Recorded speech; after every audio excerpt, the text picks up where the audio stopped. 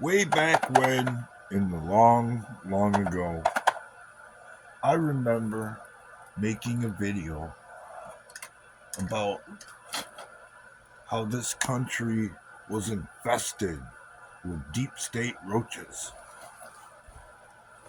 And sooner or later, the public was going to have to acknowledge the infestation, just like anybody else has to acknowledge that their house is infested with whatever. At first, you might see a bug or two. It's not really that big of a deal. You kind of get used to it, thinking, oh, there's just a couple of them roaming around. And then one night, you get up and go to the kitchen and flip on the lights, and they're everywhere. And there's no denying anymore that there are bugs in your house. That's where we're at. Do you honestly think that the American public, seeing as how there has been such a big deal made out of it, is going to let the Epstein thing go? No way in hell that's going to happen, especially after Q, which it was a main point of that.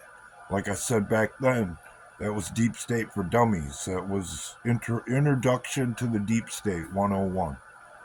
It only gets more interesting, more convoluted, and more corrupted after that. As bad as you think it is, it's worse. And that's always the way it works with an infestation. We're at the point now. There they are.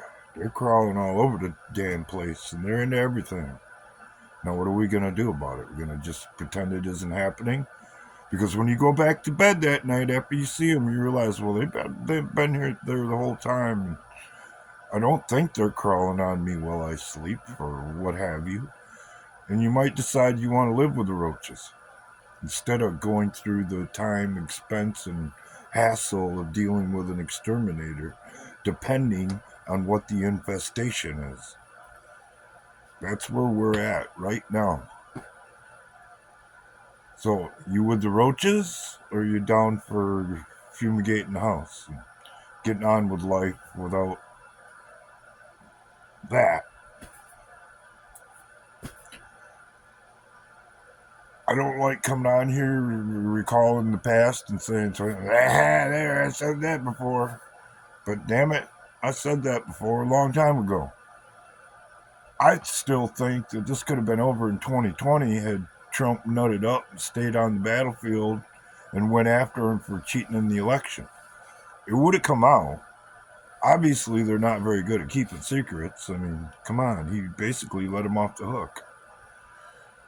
So he better come back and do what he said he would do, or 3/4 of the country is going to understand that either he couldn't nut up or they got to him.